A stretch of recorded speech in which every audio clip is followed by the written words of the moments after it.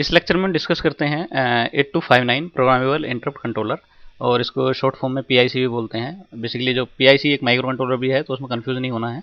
सही है, pick micro controller के नाम से आता है। तो ये बेसिकली है इंटरप्ट कंट्रोलर, और ये भी इंटेल का ही है। और ये जो एक तरह से माइक्रो प्रोसेसर 8085 के साथ वो उसकी जो इंटरप्ट हैंडलिंग कैपेबिलिटी है, या एक तरह से मल्टीपल इंटरप्ट को हैंडल करने की जो कैपेसिटी है वो बढ़ा देता है। ठीक है, तो इसकी ज़रूरत है बेसिकली। देखो, माइक्रो प्रोसेसर जो है 8085, उसमें 4 इंटरप्ट हैं जो वेक्टर इंटरप्ट हैं। पांचवा जो INTR है वो बेसिकली इसके साथ ही लिंक है। सही है, तो कहने का मतलब ये है कि माइक्रो प्रोसेसर में 8085 में हम 4 इंटरप्ट इनपुट आउटपुट या इंटरप्ट ड्राइन इनपुट आउटपुट हम कनेक्ट कर सकते हैं। सही है, तो मल्टीपल इंटरप्ट सोर्स उसमें हम नहीं लगा सकते, यानी 4 से ज़्यादा हम उसमें नहीं लगा सकते हैं। तो उससे ज़्यादा अगर हैं तो हमें ज़रूरत पड़ती है इस तरह के कंट्रोलर की, इंटरप्ट कंट्रोलर की। ठीक है ना। तो अब एक सवाल ये उठ सकता है कि भाई 8085 में क्यों नहीं है ये मतलब हमने 8085 में क्यों नहीं बढ़ाया। तो देखो, 8085 है जनरल पर्पस, है ना। अगर हम उसमें और भी इंटरप्ट बढ़ा देते हैं तो नंबर ऑफ पिन बढ़ जाएंगी। तो ये मैटर ये करता है। देखो, 8085 में उसकी जब नंबर ऑफ पिन बढ़ेंगी तो सर्किट जो होता है कॉम्प्लेक्स होता है, उसकी कॉस्ट ज़्यादा बढ़ जाती है, क्योंकि ये सारी चीज़ें और उसके अंदर आनी है। ठीक है, तो उसकी कॉस्ट बढ़ जाती है। और इससे क्या होता है, कोई अगर इस एप्लीकेशन को यूज़ नहीं कर रहा, मतलब जनरल पर्पस है तो उसकी डिफरेंट डिफरेंट एप्लीकेशन है। तो अगर कोई इस एप्लीकेशन को यूज़ नहीं कर रहा और इसके बदले उसको ज़्यादा कॉस्ट पे करनी पड़ रही है, सही है, तो वो फिर उसको प्रोसेसर को वो खरीदेगा क्यों, वो फिर दूसरा अल्टरनेट ढूंढने की कोशिश करेगा। ठीक है, तो इस तरह का है। तो देखो, तो 8085 क्या जनरल पर्पस है। आपको अगर कोई बिल्कुल एक डेडिकेटेड कोई अगर आपको टास्क परफॉर्म करना है इंटरप्ट पे ही, तो आप इसको लगा लो। पोर्ट बढ़ाने हैं तो 82 उसमें आपको पास 55 है।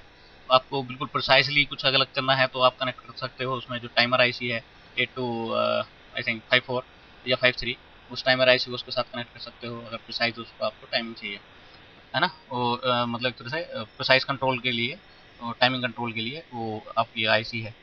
ऐसे ही है, अगर डीएमए कंट्रोलर है, आपको इधर उधर डेटा उसमें बहुत ज़्यादा शिफ्ट कराना पड़ने की जो जरूरत पड़ रही है, तो आपको उसके लिए फिर डीएमए कंट्रोलर उसके साथ ऐड कर सकते हैं।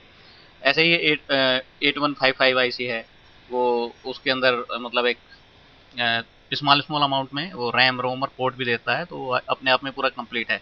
मतलब 2-3 आईसी को एक साथ मिला के वो उस तरह की आईसी भी बनाई हुई है कि अगर कोई किसी को छोटी मोटी एप्लीकेशन या इस तरह के छोटे मोटे पर्पज़ के लिए यूज़ करना है, तो वो पूरे का पूरा एक आईसी के अंदर ही है। उसमें पोर्ट भी अवेलेबल है, उसमें रैम भी है, रोम भी है, वो सब अवेलेबल है। ठीक है, और ऐसे ही कम्युनिकेशन के लिए है वो अलग है। ठीक है, तो देखो, ज़रूरत है इसकी मल्टीपल। अगर हमारा जो प्रोसेसर है 8085 पे हम मल्टीपल इंटरप्ट हैंडल करते हैं। ठीक है, तो माइक्रो प्रोसेसर में हम 4 से ज़्यादा नहीं ले सकते। अगर 4 से ज़्यादा हमारे पास इंटरप्ट हैं तो हमें जाना पड़ेगा 8259 एक्यूमुलेटर, ये सॉरी 8259A, ये हमें लेना ही पड़ेगा। ठीक है, तो ये क्या करता है, ये माइक्रो प्रोसेसर को सारे मतलब एक तरह से जितने भी इंटरप्ट हैं, 8 इंटरप्ट हैं बेसिकली इस आईसी में। और इसका एक और फीचर है कि हम 8 से ज़्यादा भी कर सकते हैं, तो इसको कास्केड फॉर्म में भी लगा सकते हैं। सही है, तो ये मास्टर बन जाता है, बाकी सारे स्लेव बनते हैं। तो 3 लाइन है, तो 2 की पावर 3, तो हम 8 जो है 8259 और कनेक्ट कर सकते हैं। तो इसका मतलब टोटल जो इंटरप्ट हो गए वो 64 इंटरप्ट जो डिवाइसेज हैं। सही है, इंटरप्ट ड्राइवन जो इनपुट आउटपुट हैं उनको हम हैंडल कर सकते हैं 64 मैक्सिमम, है ना। तो उस मामले में अब इसके बारे में इसको अब इसका हम आर्किटेक्चर एक तरह से इसको देख लेते हैं। और एक दो और चीज़ हैं इसमें। देखो, इसके जो फीचर हैं, एक तो ये प्रायोरिटी असाइन कर लेता है। ठीक है, तो अगर हम जैसे भी इनपुट आउटपुट जो भी हम जो इंटरप्ट से हम जो उसको ड्राइव करना चाह रहे हैं, तो किस हमें इनपुट की इनपुट डिवाइस या आउटपुट डिवाइस किसकी प्रायोरिटी हमें कितनी रखनी है, उसको हम असाइन कर सकते हैं ईजिली। ठीक है, और उसके बाद इसके मोड हैं। एक तो नेस्टेड मोड है, फुली नेस्टेड मोड, फिर ऑटोमेटिक रोटेशन मोड है। सही है, स्पेसिफिक रोटेशन मोड है, तो हम कैसे उस रोटेशन में उनको वो चेक करता रहे, इस तरह का भी है। ठीक है, और ये क्लॉक से ड्राइव नहीं है। ठीक, और ये मल्टी प्रोसेसर इन्वायरमेंट में भी काम कर सकता है। ठीक है ना, और इसको एक तरह से देखा जाए तो ये दोनों तरह के इंटरप्ट को हैंडल कर सकता है। देखो, INTR वैसे तो लेवल सेंसिटिव है माइक्रो प्रोसेसर के लिए। INTR जो पिन है उस पर लेवल ही आता है। पर जो ये जो डिवाइस है, ये जो इसके इंटरप्ट हैं, इन पे चाहे एज सेंसिटिव भी है और ये एक तरह से और वो लेवल सेंसिटिव भी है, ठीक है। तो यहाँ से तो एज वाला भी अगर रिसीव करता है तो माइक्रो प्रोसेसर को जो भेजेगा इंटरप्ट रिक्वेस्ट वो पल्स की फॉर्म में ही भेजेगा, यानी लेवल सेंसिटिव ही होगा, ठीक है ना।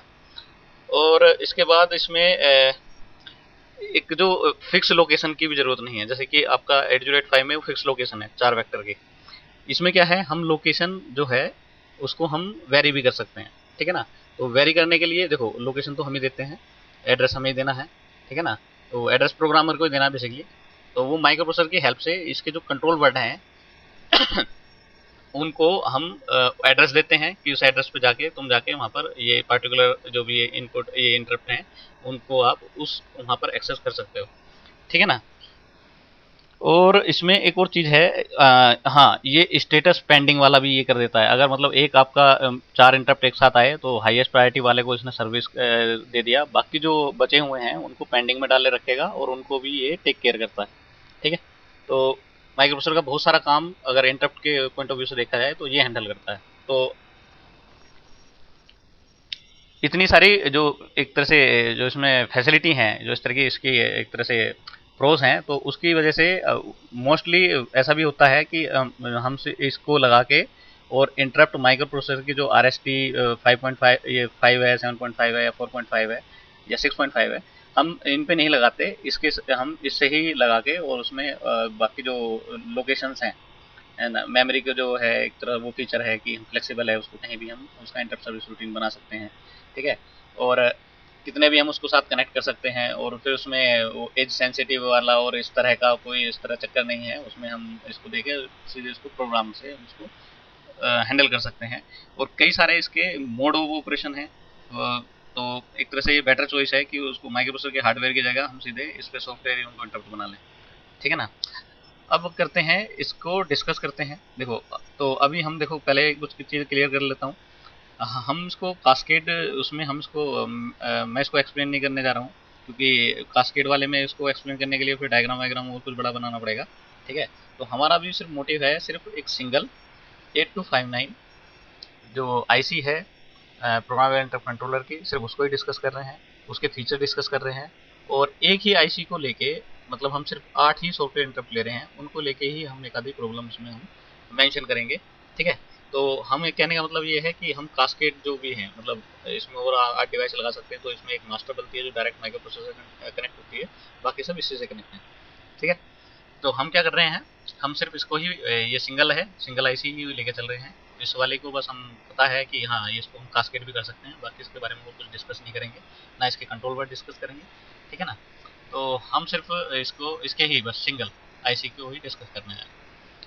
तो सबसे पहले देखो, हाँ एक और चीज़ बताना भूल गया, जितने भी प्रोग्रामेबल ये हमारी जो ये पेरिफेरल्स हैं, प्रोग्रामेबल पेरिफेरल्स हैं, सबसे पहले इनको इनिशियलाइज करना पड़ता है किसी भी टास्क को परफॉर्म करने से पहले। तो ये नहीं है कि इसको बस आप हार्डवेयर से इसको कनेक्ट कर दोगे और सीधा IR नोट और IR1 पे ये रेडी टू एक्सेप्ट इंटरप्ट, ऐसा तो नहीं है, ठीक है। तो पहले इसको इनिशियलाइज करना पड़ता है, तो कंट्रोल वर्ड है।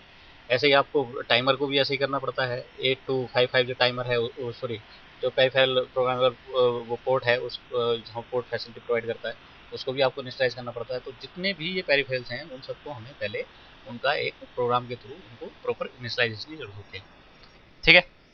अच्छा इस बात को आप समझ सकते हो अपने हार्डवेयर से भी, जब आप कंप्यूटर को ऑन करते हो तो काफ़ी टाइम वो बूटिंग करता है ना। तो वो जो बूट जो करता है आपका, चाहे मोबाइल सिस्टम हो चाहे कुछ भी हो, मोबाइल जो वो बूटिंग है वो बेसिकली क्या है, वो जो उसके पेरिफेरल्स जो उसके साथ कनेक्ट हैं उनको वो रेडी कर रहा होता है, तो उनके प्रोग्राम एग्जीक्यूट कर रहा होता है, ठीक है ना। तो अब इस बात को समझ जाएंगे कि जब भी आपको माइक्रो प्रोसेसर जब भी आप ऑन करते हैं या अपना कंप्यूटर या लैपटॉप या मोबाइल या कुछ भी आप ऑन करते हैं तो वो थोड़ा टाइम बूटिंग में लेता है। तो बूटिंग में क्या कर रहा होता है, वो उसके साथ जो पेरिफेरल हैं उनको सबको इनिशियलाइज कर रहा होता है, ठीक है ना। तो ऐसे इन सबके प्रोग्राम हैं। तो ये बेसिक अगर समझ जाते हैं तो आगे हमें कंप्यूटर बनाने में जो इस तरह कंप्यूटर आर्किटेक्चर बनाने में या कंप्यूटर बनाने में वो हमें पता पहले से ही पता चल जाता है कि ये करना है। तो हमें वही यहाँ पर इसको एक तरह से लर्न करना है, जिसे जो एक तरह से हम कैसे ये जो इंटरफेसिंग डिवाइसेस हैं उनको कैसे इनिशियलाइज करते हैं और कैसे उनको कनेक्ट करते हैं एप्लीकेशन के अकॉर्डिंग, ये सब हमको यहाँ पर थोड़ा सा लर्न करना है, ठीक। तो इंटरप्ट रिक्वेस्ट रजिस्टर पहले इसकी बात कर लेते हैं। तो ये जो है यहाँ पर जो भी इंटरप्ट आएगा उसका जो भी एक तरह से रिकॉर्ड है, कोई भी इंटरप्ट आया उसको इस रजिस्टर में वो सेव कर लेगा। ठीक है। इंटरप्ट मास्क रजिस्टर ये तीनों के साथ कनेक्ट है, तो तीनों के साथ ही मिलकर काम करता है। सही है। तो इंटरप्ट मास्क रजिस्टर में हम जब इनिशियलाइज में डाल देते हैं, जब इनिशियलाइज करते हैं इसको, तो कौन कौन से इंटरप्ट हमें मास्क करने हैं वो हम इसमें डालते हैं, इंटरप्ट मास्क रजिस्टर में, कि ये इंटरप्ट हमको नहीं चाहिए, ये इग्नोर करना है। ठीक है। तो इंटरप्ट रिक्वेस्ट रजिस्टर है वो तो सबको ही लेता है। ठीक है। पर जो प्रायोरिटी रिजोल्वर है वो उनको प्रायोरिटी के अकॉर्डिंग उनको सेट करता है। ठीक है।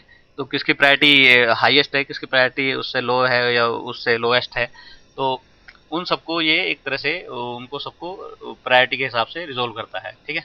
और प्रायोरिटी हम भी डिसाइड, मतलब हम बेसिकली प्रोग्रामर ही है जो प्रायोरिटी को डिसाइड करता है। ठीक है। तो उसके हिसाब से हम ये उसके अकॉर्डिंगली काम करता है। ठीक है। अच्छा, साथ में ये भी देखता है कि इंटरप्ट मास्क रजिस्टर, जब वो मास्क कौन कौन से मास्क हैं जो इंटरप्ट हैं, तो उनको वो यहाँ से उनको रिमूव कर देता है। भाई जब जो मास्क हैं तो उनको तो हमें एक्सेप्ट करना ही नहीं है, उनको तो इग्नोर ही करना है। तो इंटरप्ट रिक्वेस्ट रजिस्टर तो उनको लेगा, पर जो प्रायोरिटी रिजोल्वर है वो उनकी प्रायोरिटी असाइन नहीं करता है। ठीक है। उसके बाद जिसकी जैसी प्रायोरिटी होती है, जैसे कि फर्स्ट प्रायोरिटी वाला है वो इन सर्विस रजिस्टर में जाएगा। सही है। और साथ में इंटरप्ट मास्क रजिस्टर है वो भी उसमें उसको फैसिलिटेट करता है। ठीक है। वो मास्किंग वाला पॉइंट ऑफ व्यू है। ठीक। तो कहने का मतलब है ये इंटरप्ट मास्क रजिस्टर के साथ मिलके ही सारे लगभग ये आपस में काम करते हैं। तो बेसिकली काम यही है कि उसको मास्क है वो चेक करना है। इंटरप्ट रिक्वेस्ट रजिस्टर में सारे रजिस्टर आ जाएंगे, वो सारे जो इंटरप्ट आ जाएंगे वो उनको सबको सेव कर लेगा, चाहे वो मास्क है चाहे वो नॉन मास्क है। सही है। तो सारे के सारे इसमें हो जाएंगे। पर प्रायोरिटी रिजोल्वर वो इंटरप्ट मास्क रजिस्टर को चेक करके ही उनकी प्रायोरिटी असाइन करता है। तो जो मास्क है उसकी प्रायोरिटी वो असाइन नहीं करेगा। उसके बाद प्रायोरिटी के अकॉर्डिंग वो इन सर्विस रजिस्टर को देता है। तो इन सर्विस रजिस्टर का मतलब है इसमें वही रहेगा, वही इंटरप्ट रहेगा जिसकी प्रायोरिटी हाईएस्ट है। तो उसको सर्विस देने के लिए जब इसमें आएगा तो यहाँ पर वो इंटरप्ट रिक्वेस्ट भेजेगा माइक्रो प्रोसेसर को। ठीक है। तो माइक्रो प्रोसेसर उसके बाद इंटरप्ट एक्नॉलेज देगा और यहाँ से उस पार्टिकुलर जो इंटरप्ट है उसका एक कोड है, जो हमने जब सॉफ्टवेयर उसमें इंटरप्ट में हमने पढ़ा था, तो RST0 से लेकर RST7 तक कुछ वो कोड जनरेट हुए थे। उसके अकॉर्डिंगली वो कोड सेंड करता है थ्रू डेटा बस, और उसको जब माइक्रोसॉफ्ट रिसीव करता है तो उसके अकॉर्डिंग वो डिसाइड करता है उसको किस लोकेशन पे जाना है। ठीक है।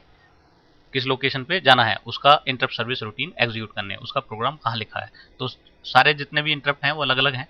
ठीक है। तो अलग अलग उनके सबके प्रोग्राम हैं, तो उनके अलग अलग कोड हैं। उस कोड के अकॉर्डिंग हमारा सारा वो इनिशियलाइज होता है। अच्छा, अब एड्रेस की बात आती है कि किस एड्रेस में होगा। तो उस एड्रेस के लिए वो जो इनिशियलाइज वर्ड हैं हम उनके पास जाएंगे, उनको देखेंगे। ठीक है। तो पहले इनिशियलाइजेशन वर्क होता है, उसके बाद ही ये रेडी टू एक्सेप्ट इंटरप्ट, और सर्विस के बाद में वो होता है उसमें OCW बोलते हैं। सही है। तो उसको भी डिस्कस करेंगे।